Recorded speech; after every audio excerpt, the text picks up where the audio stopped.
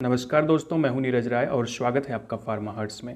दोस्तों, आज के इस वीडियो में हम बात करने वाले हैं कि दवाओं के साल्ट नेम से दवाओं के बारे में कैसे जानें।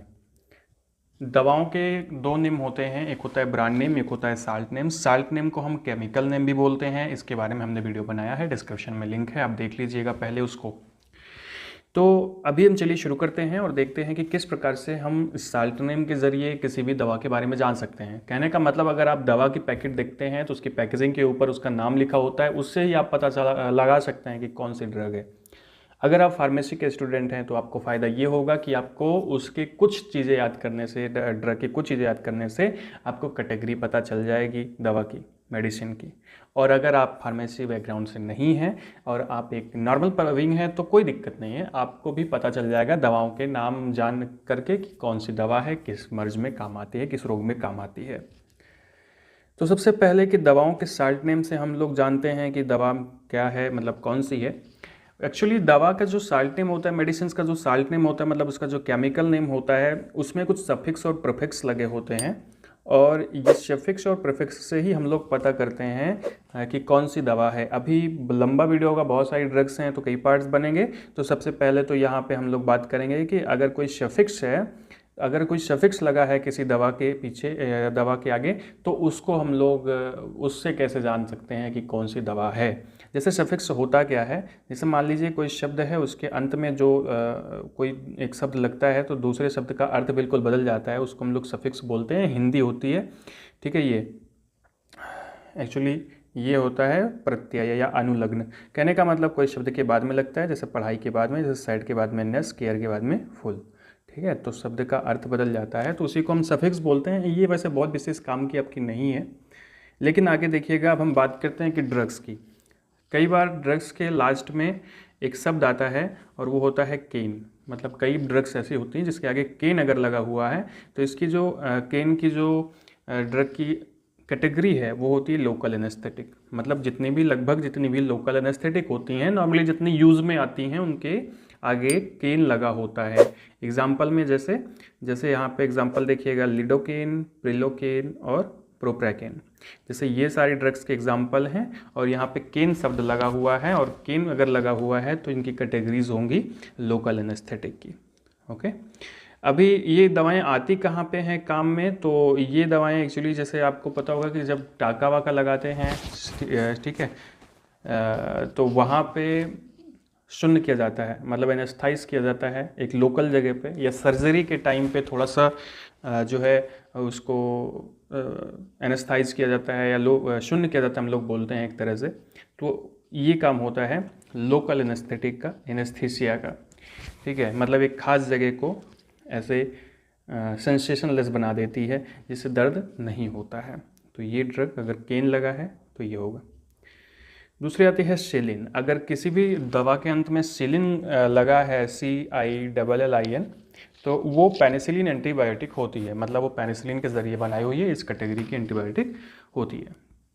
एग्जाम्पल में जैसे एमॉक्सिसिलिन, एम्पिसिलिन, नेफिसिलिन। इसका काम ये होता है कि ये बैक्टीरिया, जितनी भी एंटीबायोटिक होती है एक्चुअली बैक्टीरियल इन्फेक्शन में यूज़ होती हैं, उसको ट्रीट करने के लिए यूज़ होती हैं।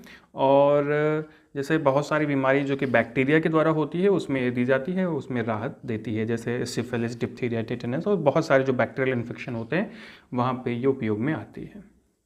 अब जैसे आप ये देखिएगा, अभी आप यहीं पे देख लीजिए, ये ब्रांड नेम है और ये साल्ट नेम है, एम्पिसिलिन। तो एम्पिसिलिन एक पेनिसिलिन एंटीबायोटिक होता है। नेक्स्ट एंटीबायोटिक की ही कैटेगरी हम लेकर के आए हैं, फ्लॉक्सासिन। आपने देखा होगा फ्लॉक्सासिन।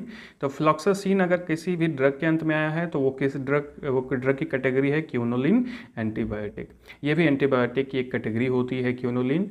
और इसमें एग्जांपल्स में आते हैं जैसे सिप्रोफ्लॉक्सासिन, ओफ्लॉक्सासिन, नारफ्लॉक्सासिन। इसका क्या उपयोग होता है, ये भी बैक्टीरियल इन्फेक्शन में यूज़ होती हैं और gram positive gram negative bacteria के इन्फेक्शन में भी इनको यूज़ किया जाता है। तो एंटीबायोटिक्स होती हैं, ठीक है। तो उसी काम में आते हैं जैसे सिप्रोफ्लॉक्सासिन, ओफ्लॉक्सासिन। ये सारे एग्जांपल्स आप यहाँ पे देख सकते हैं। फिर आता है अगली ड्रग जो कि है सेट्रन। देखिए, अगर किसी भी शब्द के अंत में सेट्रन लगा हुआ है तो इतना समझ लीजिए कि वो एंटी इमेटिक और एंटी नोएजिएंट है। कहने का मतलब उकाई में काम आने वाली, उल्टी में काम आने वाली दवाएं होती हैं, इसकी कैटेगरी होती है। एग्जाम्पल इसका है डोलासर्टन, एग्जाम्पल इसका है डोलासर्टन, ओंडासर्टन और ग्रेनिसर्टन। ठीक है।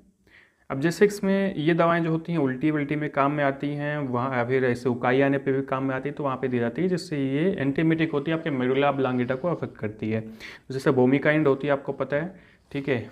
तो इसमें कौन सा साल्ट है, इसमें है ओंडासर्टन। ठीक है ये, और ये ओरली यूज की जाती हैं। इसी तरह से एजोल कैटेगरी की ड्रग्स हम देखें तो दो प्रकार की होती हैं, एक होता है एजोल, एक होता है नजोल, एक होता है डजोल। ठीक है। तो एक्चुअली एजोल कैटेगरी की जो ड्रग होती हैं ये कृमियों के लिए होती हैं, मतलब वर्म्स के लिए होती हैं। तो इसमें आता है एजोल में नाजोल।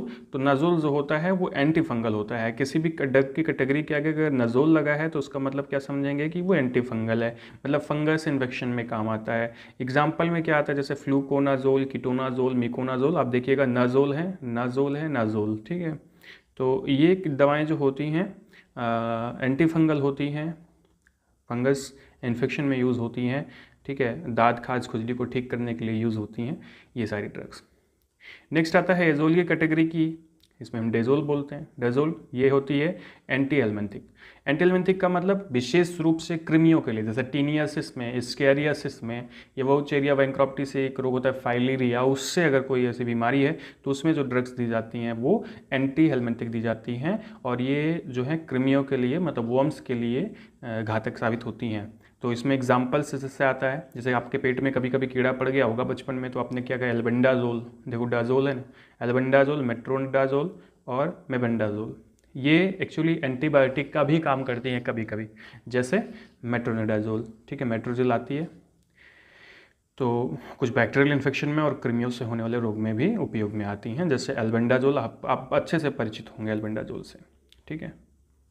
नेक्स्ट ड्रग आती है आपकी वाइटल। अगर किसी भी ड्रग के अंत में वाइटल लगा हुआ है तो वो बार्बिचुरेट्स होती हैं, वो सेडेटिव होती हैं। उनकी कैटेगरी क्या है, सेडेटिव की है या बार्बिचुरेट। एक जो बार्बिचुरेट छोड़ दिए, सेडेटिव की है।